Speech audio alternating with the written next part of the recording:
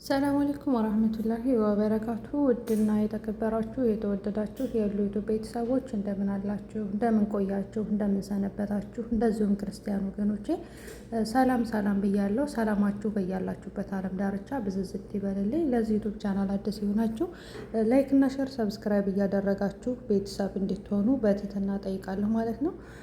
መግቢያ ላይ የተመለከታችኋት ልጅ ይኸው ስንት ቀኑ እያለቀሰች ነው። የወገን ያለ ድረሱልኝ እያለች ነው። ብዙ እህቶች እየተሰቃዩ ነው፣ ስቃይ ላይ ናቸው። ያለችውም ደግሞ ጣይፍ ናት እና እባካችሁ የውዴታ ግዴታ ነው። ይችን ልጅ ሼር አድርጉላት። ትልልቅ ሚዲያዎች እንዳዩዋት እንዲመለከቷት ሼር አድርጉላት። እስኪ በቲክቶክም ካገኛችኋት ሼር አድርጉ፣ በዩቱብም ታገኛችኋት ሼር አድርጉ። እንዴ ምን አለበት እንደው ምን አለበት ወገን ቢደርስላት? ሼር አድርጉ። የውዴታ ግዴታ ነው። ብዙ እህቶች እየተሰቃዩ ነው ያሉት። ወላሂ ሀማም ሆና ነው እያለቀሰች ያለችው።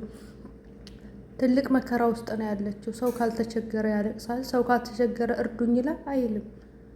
ስደት እንግዲህ እንደምታውቁት ነው። አሁን በእኔ በኩል እንኳን በእኔ አቅም እንኳን ወላሂ ነው የምላችሁ ብዙ እህቶች አሉ። ሉሉ ራበን፣ ሉሉ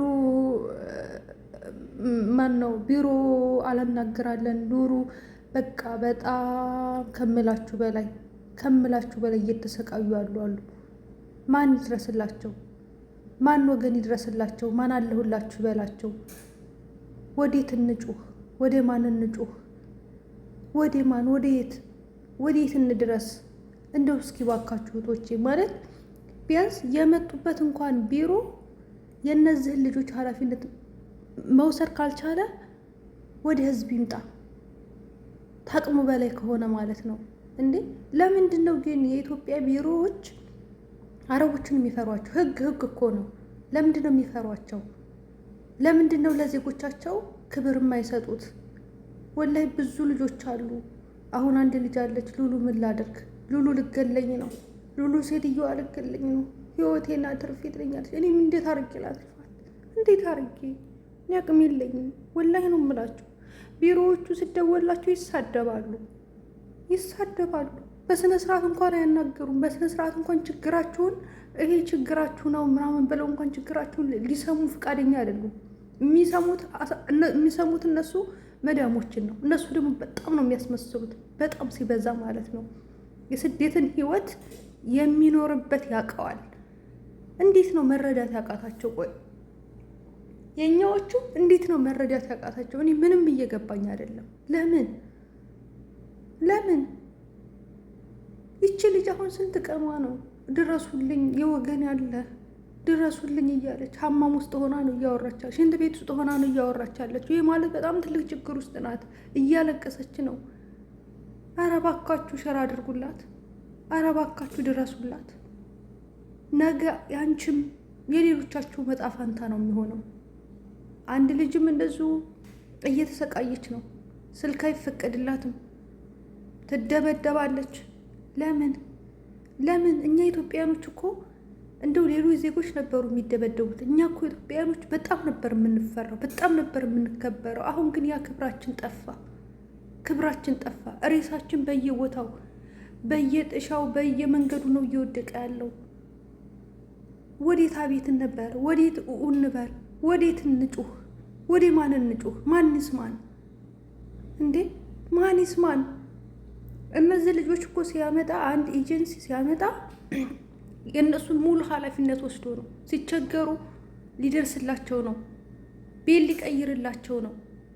ዛሬ ግን በእኛ ኤምባሲ ወይም ደግሞ በእኛ ኤምባሲ ያልኩኝ ይቅርታ፣ በእኛ ኤጀንሲ እንዝላልነት ምክንያት እህቶች ያለ ፍላጎታቸው ይሳፈራሉ።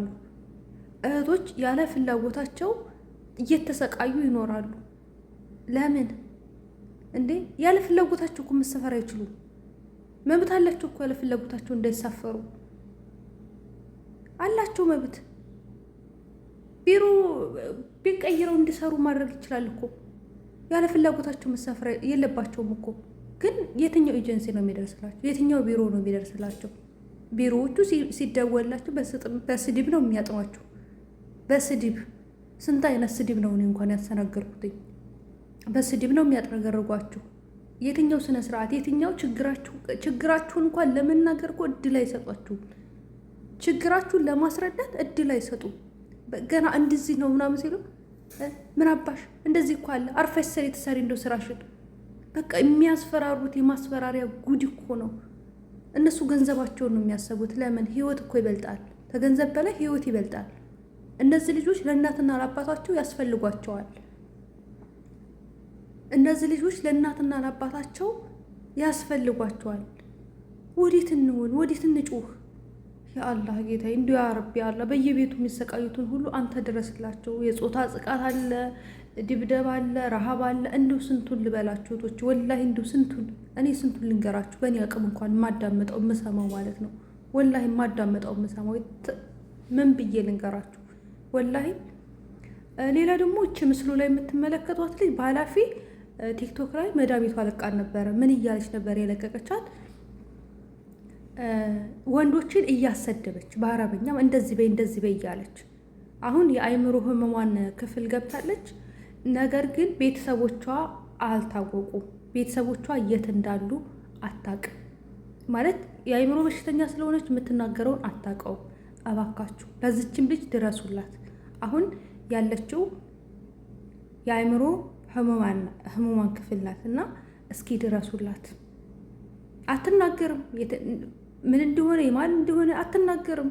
ነገር ግን እስኪ በምስሏ ላይ ስለምታዩት በፎቶዋ ልታቋት ስለምትችሉ እስኪ ድረሱላት እህቶቼ። ሼር አድርጋችሁ የሚያውቋት ቤተሰቦቿ ምናምን የሀገሯ ልጆች ካላችሁ እስኪ ሼር አድርጉና ቤተሰብ እንዲደርስላት አድርጉ። ወላሂ አንዳንዴ ይሄን ሶሻል ሚዲያ እንደው ባልተዋወቅኩት ባላቅ በቃ የሆነ ከሶሻል ሚዲያ ርቃችሁ መኖር አልናፈቃችሁ? እኔ ናፍቆኛል እንደዛ። ምክንያቱም ወላሂ ስቃይ ነው። በቃ እሮሮ ነው። በዛም ስትገቡ ለቅሶ ነው፣ በዛም ስትመጡ ለቅሶ ነው፣ በዛም ስትሉ ለቅሶ ነው። እና በጣም ነው የጨነቀኝ። ነፍስዬ በጣም ተጨናነቀች። ወላሂ ነው የምላችሁ። በቃ ሶሻል ሚዲያ የሚባለውን ነገር ባላቀው ምን አለበት እንደ ባልተዋወቀው እያልኩኝ ነው ያለሁትኝ። በጣም ነው የሚያስጠላው ከምላችሁ በላይ ማለት ነው። እና እህቶቼ አላህ ከክፉ ነገር ሁሉ ይጠብቃችሁ፣ ከእንደዛ አይነት በላ አላህ ይጠብቃችሁ። እኔ የዘንድሮ የተለየ ነው። የዘንድሮ እኔ ምናልባት አዲስ ስለሆነብን ይሁን አላቅም፣ ግን የዘንድሮ በጣም ነው የተለየብኝ። እኔ ብቻ ነው ወይስ እናንተም ጋር ነው? እኔ ጋር ወላሂ በጣም ነው የተለየብኝ የዘንድሮ ነገር ማለት ነው።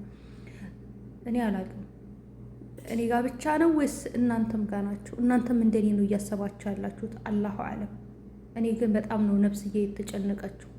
እኔ ግን በጣም ነው የእህቶች ስቃይ እያመመኝ ያለው። እስኪ አላህ ስቃይ በቃ ይበለን። እስኪ ዱዓ አድርጉ እህቶቼ፣ ዱዓ አድርጉ። እስኪ ከኛ ነው የጎደለ ነገር አለ? አላህ የተቆጣብን ነገር አለ? አዎ አለ። እስኪ ዱዓ እናድርግ፣ እስኪ ዱዓ እንዳረግ። እህቶችን አላህ ይድረስላችሁ። መሰቃየት በቃ ይበልና ሸር አድርጉ። የውዴታ ግዴታ ነው ውዶቼ። በሌላ ቪዲዮ ኢንሻአላህ እንገናኛለን። እኔም የኃላፊነት ልወጣ ብዬ ነው ሼር ያደረጉት። እናንተም ሼር አድርጉ፣ ላይክ አድርጉ፣ ብዙ ሰው ጋር እንዲደርስ። ሰላም አለይኩም።